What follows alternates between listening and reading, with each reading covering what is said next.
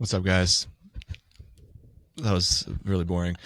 I'm going to start off because we're like 4 or 5 weeks into this series, Brian. Yeah, we're beating this dead horse. And that's all right.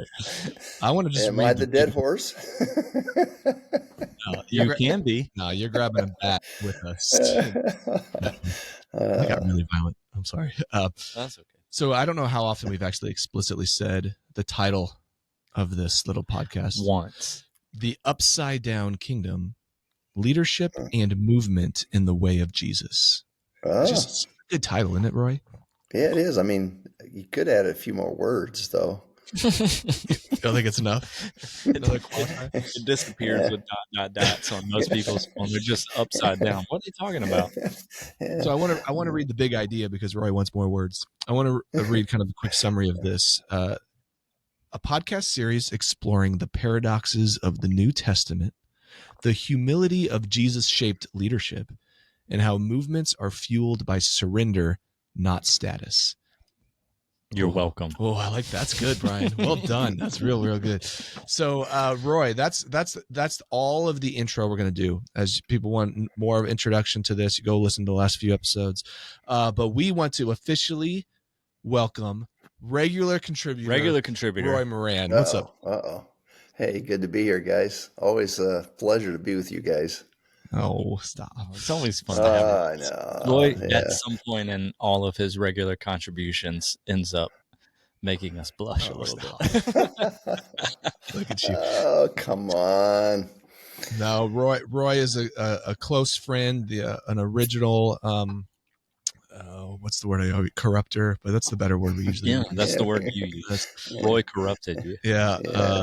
Year 2013 or 2014, someone said, "Hey, you sound a lot like Roy. You need to go talk to him," and messed me up for the rest of my life in all the right ways. Yeah. So Roy's a dear mentor, both to me, but also to our network. You know, as one of the just coolest realities of us being in Kansas City was that we're in the city with Roy, and Roy has connections because he has sought those out, and the Lord has brought those to you of people from all around the world.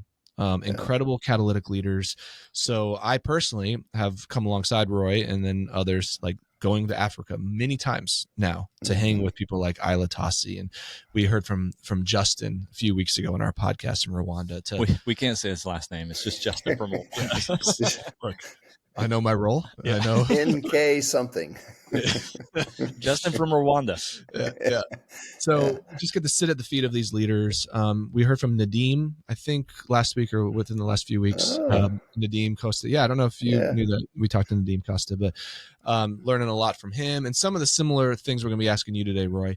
But basically the idea we wanted Roy here to get kind of another global perspective on this whole conversation of upside down kingdom, servants and not celebrities, and then what that actually looks like globally within disciple making movements. So yeah, just kind of like, pull back the curtain a little bit to see what's going on globally in terms of this subject. Yeah, I thought we should just start with tell us what it feels like to be a celebrity, Roy.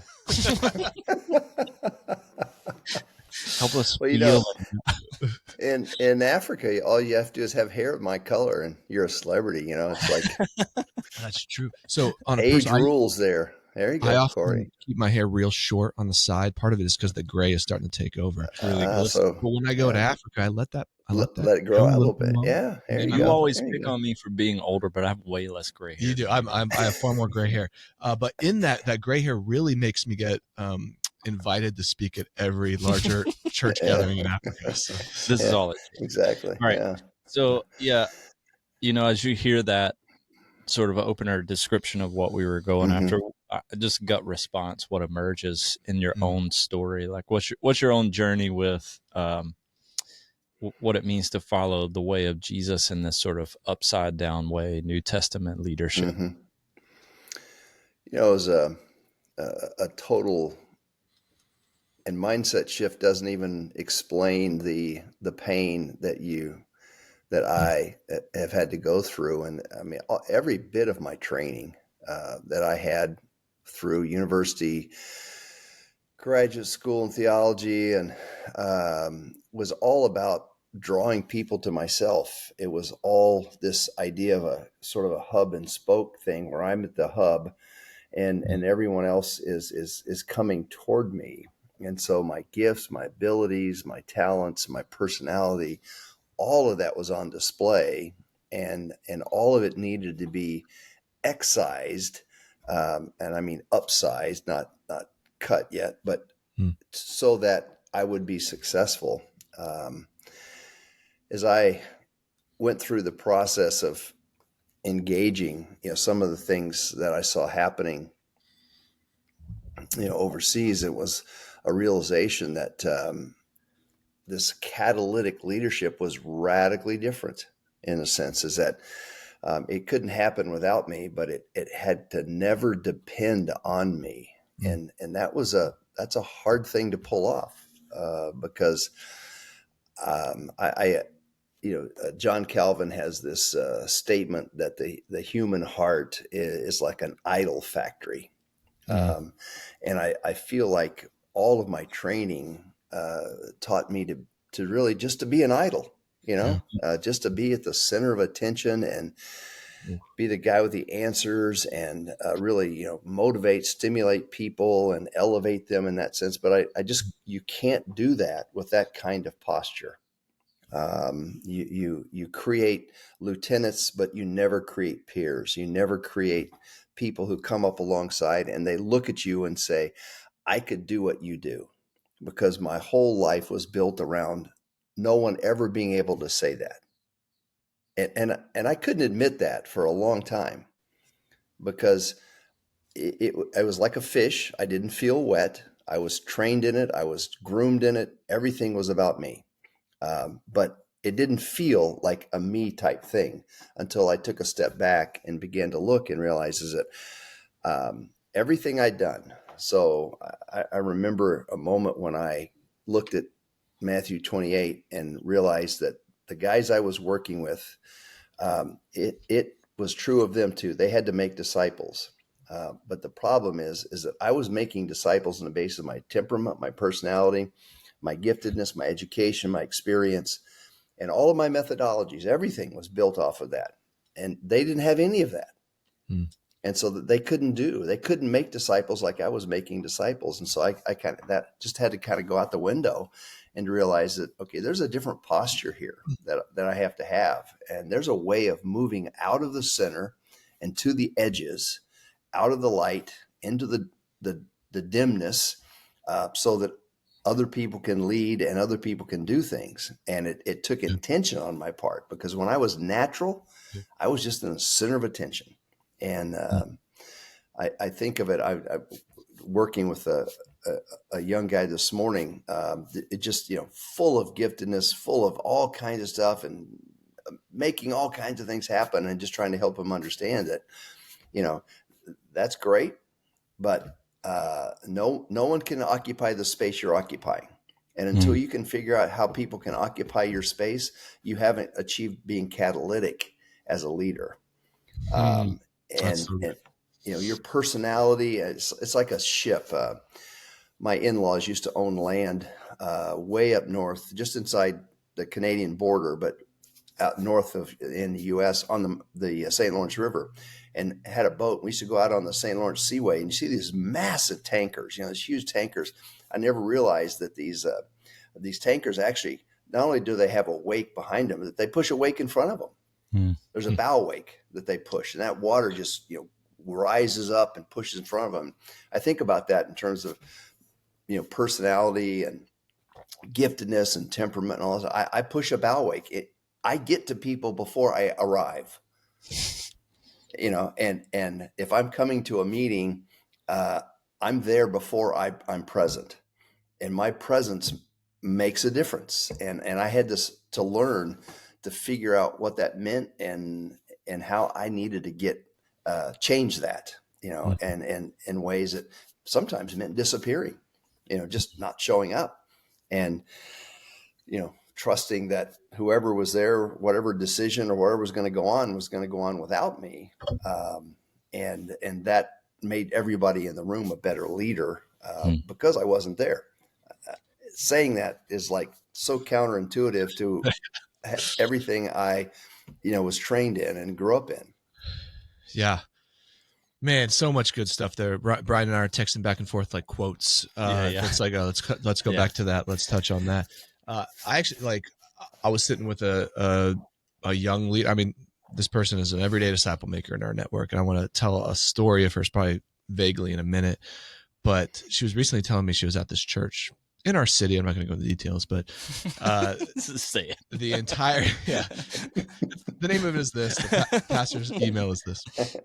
And it was so crazy. She was there for like a wedding or something, and so the entire time everything that was spoken was against other churches and denominations, and in the library, the only content was like books written by the pastor. And it's like this extreme version of kind of what we're speaking the opposite of is like it's like everything really does revolve around us, and in many ways we're creating not only the idol factory, but we're creating cults around personalities of leaders. And so I've heard you talk a lot about that, Roy. I mean, I remember one of the more significant things I heard you say early on was that you could list all the people, like disciples that you had made through the years, but you couldn't really ever see who was then reproducing that. And it was a convicting moment for you. And that was, that touched, like, I'm like, oh yeah, I think a lot of us have stories of who find our niche in like the world of professional ministry. It's like, we're good at certain things and we can influence people, or we can speak well, or in Brian's case, he's just gorgeous. And so people can like flock to him. Right. But in the end, the accent, man, it just does it for people. It's crazy. Yeah. And so, I mean, I want to kind of, you reference it a little bit, but contrast that a little bit to now you're starting to learn from David Watson and what's happening globally. And you're starting to like, I know a lot of the African, I mean, I know Isla and others are such a big part of your story. Like, begin to like maybe unpack what you started to see on the ground in places like that. Yeah. Well, it's just a total different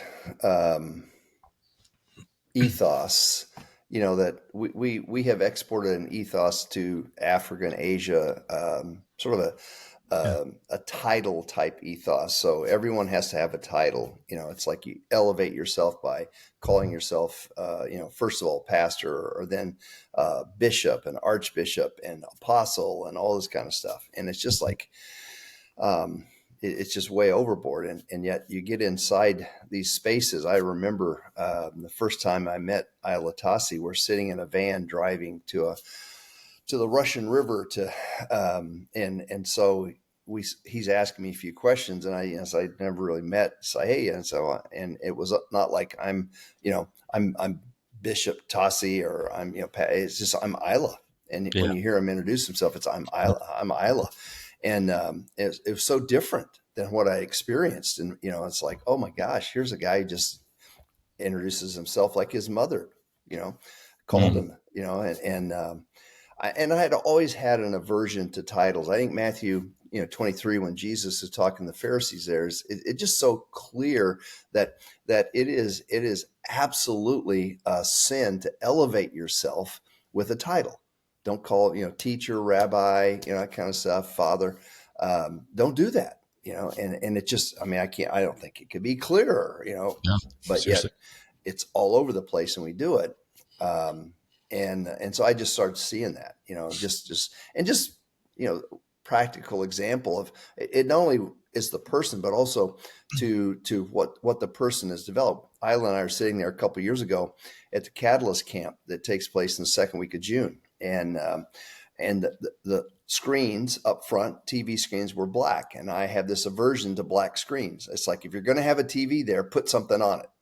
If you're not going to put anything on it, take the dang things away, That's our major takeaway for today. You walk away with nothing else.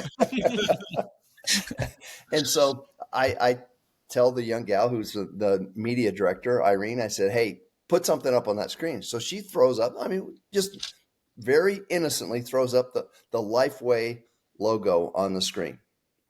As first thing she had. Perfect, I was just fine with that. Now, Isla and I are sitting next to one another. And so I've just told her, put something on the screen. She throws up the Lifeway logo and he says, take that down. Get out of here, you American swine. He didn't want, I mean, we're on his campus, we're on, in his space, his world, that kind of stuff. But he didn't want the Lifeway logo up there. He didn't want it being identified with just him. Or just Lifeway. And it's just that kind of thing, is constantly, deferring, constantly with a posture that says, I'm going to earn my reputation with my character. Yeah. I'm going to earn my influence that comes because of this spirit-driven behavior that is taking place in me and through me. I'm not going to earn it by status. I'm not going to earn it, by anything that's given to me, any honor or anything like that. It's like, no, I have this posture of I don't even need to be here. And if I can contribute, great. If not, I'm okay. Keep my mouth shut and stay silent. And that's just, different than what I grew up in and what I was, really trained and molded and shaped into. Man, that's so good. Like, I would argue it's even more significant in an African context than American in terms of the honor piece of it. Yeah. It's like Bishop Isla is a title that he could leverage because everyone wants to call him that. And he was known as that and maybe still is in certain circles, but he never leverages that. He always seems to come from the servant-hearted posture. It really is. It's wildly countercultural. And the logo thing is significant. I say that tongue in cheek as I look at our screen and see the KC Underground logo in the background. Wait, I'm going to throw my logo up. Yeah, throw that background up. No, and it's funny because Brian and I, we laughed about this a lot. Like, me, probably more than you guys, but all of us were in that. We're like, we're so allergic to throwing our logos at anything or titles. So almost all of our documents for the first 3 or 4 years had no logos, anything. And still a lot of it does have that. And then we really also found that in an American setting where no one had natural tribes, that this was a way to bring people together, either by like a hub name or overall. But like, it still brings that ickiness to my spirit sometimes when we see our logo, thrown out there. And so that's a really good example of a leader who says it's not going to be about me or about our thing. And it's a purposeful, like, that was something that I hear from you and that I see. It is not, you don't accidentally stumble into elevating others. Like, it is when the inertia of everything is pushing you towards standing up in front of people and exercising whatever we think leadership is. It actually takes, I'm going to very intentionally be like Jesus and step out of the light into the dimness, is what you said, so that elevate others. So that stands out. Yeah, bro. Yeah. So when you think about all that you have seen there, because you've probably been to Africa at least twice in the last 2 weeks. So you get to see this, the movements, and you're not just on like training grounds either. Like you get to be with normal people that, like, there's a reality that there are people that are gifted at training others. So like, we're not trying to diminish or devalue the importance of those places in that work. What we are trying to get to is, so I finally got to the question, since you've seen like viral growth with ordinary people all over that African context. How have you seen, as you've discerned through the years and paid attention to, elevate leaders, if we're choosing not to live into what we could live into in this honor culture? How has that supported wild growth, decentralized movement? And how would maybe even they have communicated it was slowing it down when we did do that, and then when we stopped doing that, it set it free? Yeah. Well, movements really are a gospel call to democratization in a sense, is that everybody gets to play here. And unfortunately, the kinds of methodologies that we have invented in the West, not everybody gets to play. It's just Yeah. all the things we do, from our Sunday morning gatherings to the kinds of programs we design and all that kind of stuff. It's like it takes a very special type leader, person, giftedness, all that kind of stuff to play in those spaces. But yet in the movement world, everybody gets to play. Yeah. The methodologies are such that you just simply open the scriptures. Even like just this past week, I just got back Sunday night from Africa, and I was with Margaret. Margaret works in the Turkana area. Margaret is what we might call illiterate. I would say oral preferred culture. She can't read and write. Incredible leader of hundreds of churches, all kinds of stuff, and she's just brilliant in her own way, but she's so understated, and because she's understated, I say understated in a Western looking point of view. Everyone looks at her and says, "I can do that. I could do what she's doing." Yep. But a lot of people over my lifetime have looked at me and they say it as a compliment, and it should be like a knife in the back. I could never do what you do. I could never, and it's like, oh, you're so special. I could never do what you do. And it's like, that's too bad, because you're never going to be a player in Great Commission work if people can't look at you and say, I could do what you can do. Wow. And that's what I see is an ordinary people like Mark Nakuru, who works, in the west part of Kenya. Mark's a phenomenal leader. I mean, just a strategic leader. And if you saw him, he's got a few teeth missing, and he does, and friendliest guy in the world, but he just doesn't look like your typical, wow, I'm going to choose that guy. But you sit down with him, and it's just like the brilliance comes out, and you see this guy who knows how, even though he's got all of this horsepower, he knows how to not let this horsepower lead or push that bow wake of things. And so he raises up people who can do, they look at Mark and say, I could do what Mark does. And so that's the whole thing, is that there's the ground at the foot of the cross is level, in these movements. And so there's this hierarchy thing doesn't exist there. Because the methodologies are so simple and repeatable, and therefore they're sustainable. And, you get a depth of a follower of Jesus that we aren't used to, in the contexts that we all exist in. Yeah, man. Like, I think when methodologies meet, hey, we're all just trying to hear from the same God together. Like, and so it's not both the methodology of, discovery Bible study, the simplicity, the reproducibility, but also the methodology of we're training all of ourselves and others to say, what's God saying to us and how can we respond? And so we were on a call recently with Norris Williams, Norris, and that's Norris's big thing as an outside catalyst who goes into places. He doesn't even bring PowerPoints or anything anymore. He just teaches people, okay, let's hear from God together.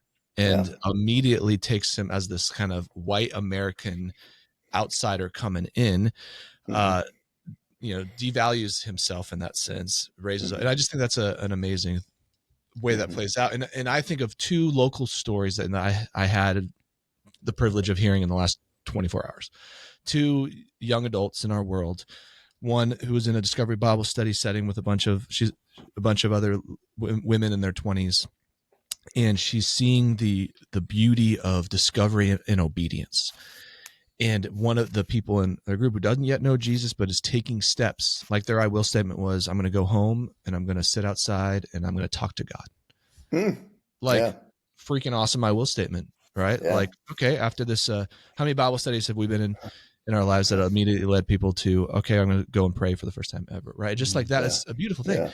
But Yeah. she, in that, the person I was sitting with tells me the story of like, she says, hey, I've got some other friends who I think would like to come to this.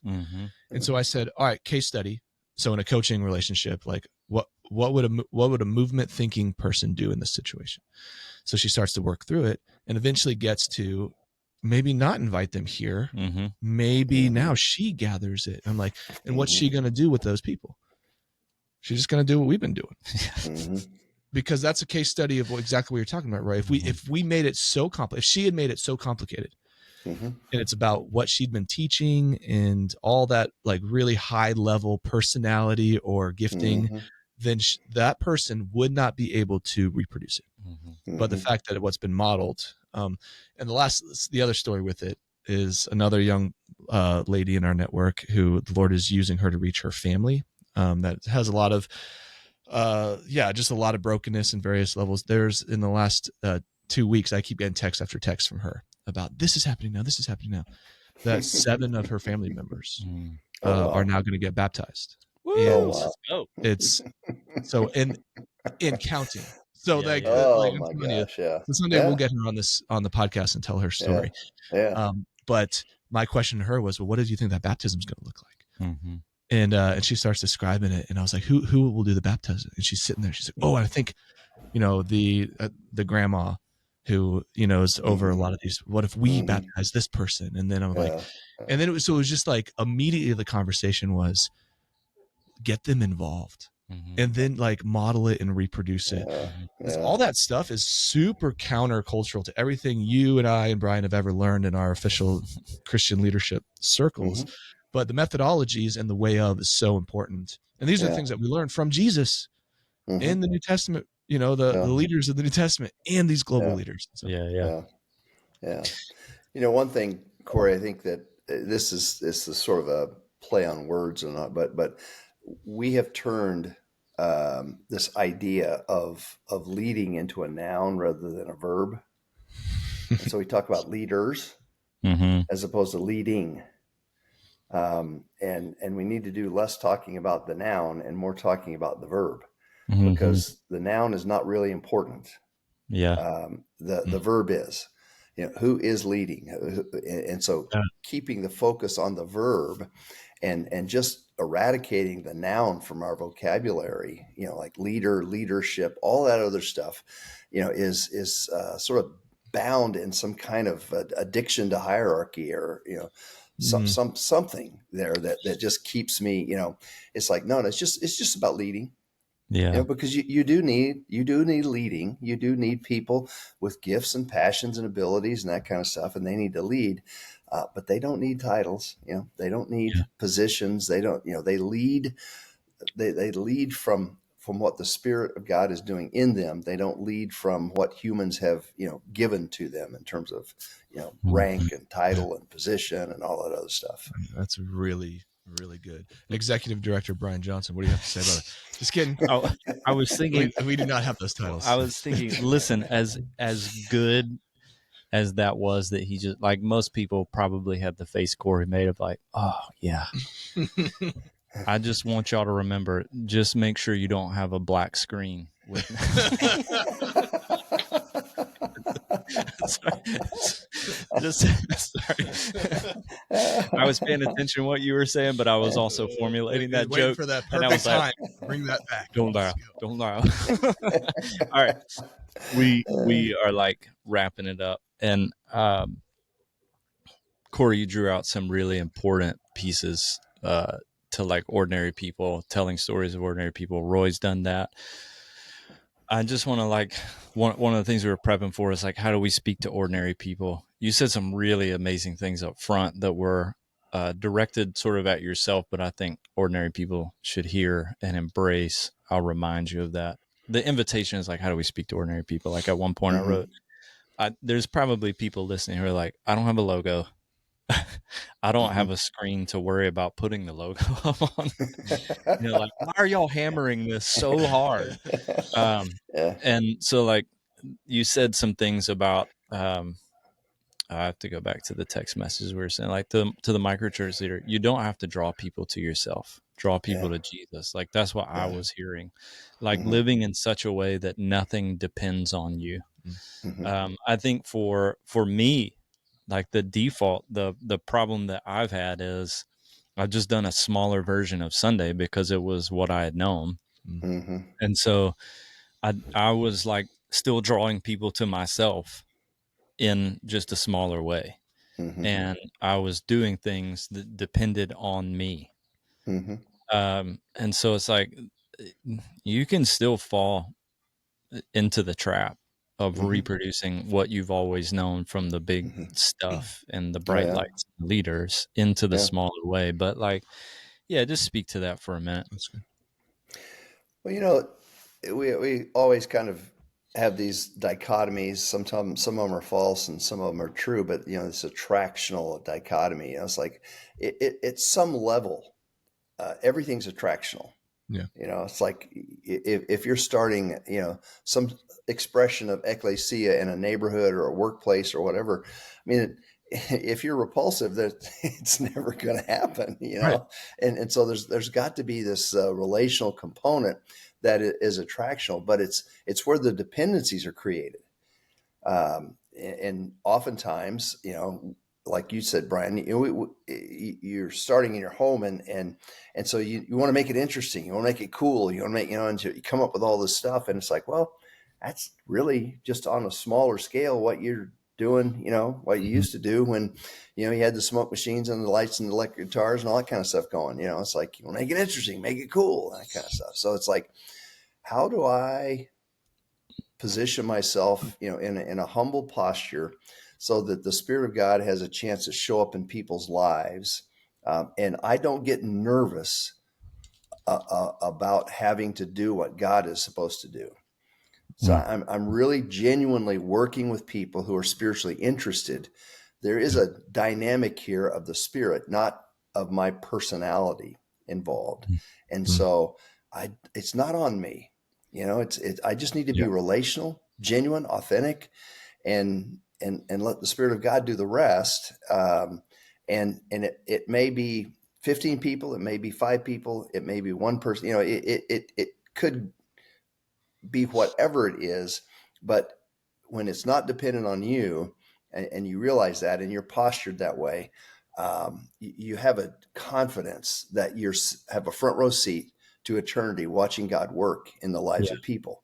Yeah. Yeah. And you don't get nervous about, trying to, do some bells and whistles and spin plates to make people, come and be there and be interesting and come back. That's yeah. Because I mean, leading is happening all the time in Mm-hmm. groups.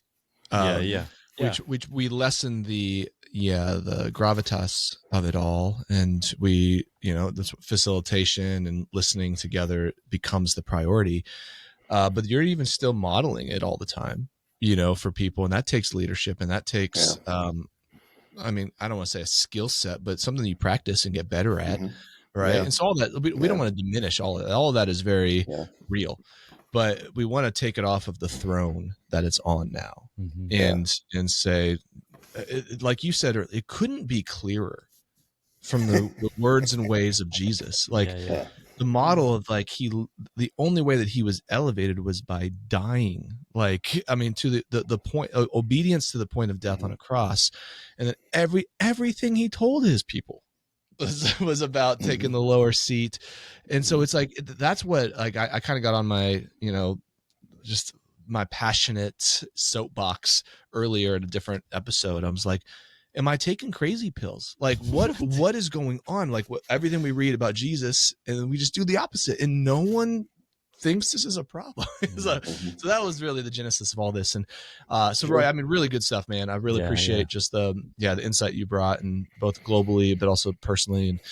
And so yeah, man, I don't know, maybe kind of last words here, Roy, is we are in the same city. When you're in the city, you kind of new role, you're all around the world, but like you've been laboring in this city as long as any of us in this way, more than any of us in this way of thinking. Yeah, man, just like if there was a final word you give to Kansas City, both people connected with the Underground Network and beyond. Have at it.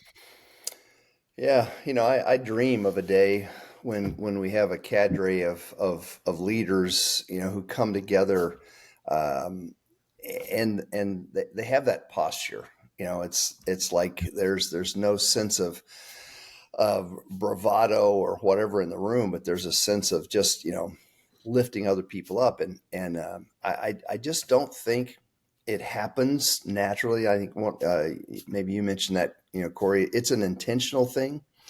I think of the scene in Voyage of the Dawn Treader, when the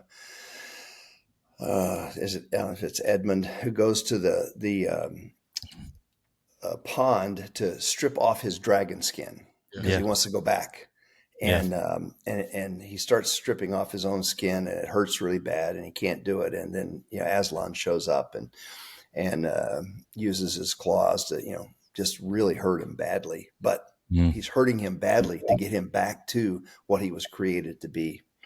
And I dream, this is sadistic a little bit, but I dream of a cadre of leaders who've gone through that painful stripping, and have the confidence that comes from their identity be clearly as a child of the Father, and they serve the Most High God, and they need no status whatsoever, and there's power.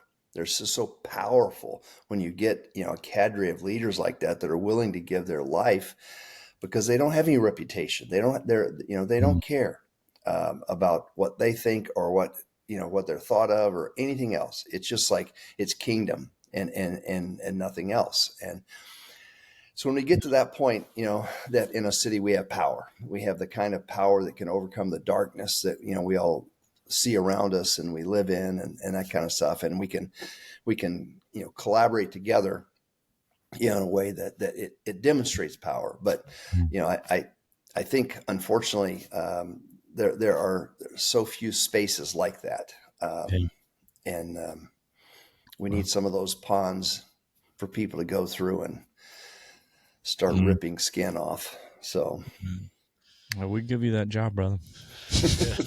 No, well said, bro. Well, amen. That sounds like what I read of Jesus. Yeah, like like that sounds consistent. So, Roy, as always, my man. Yeah, so good to be with you. Thank you. Oh, same here, man. Good to be with you guys. See you next time we figure out what to pull out of you. So let's do it.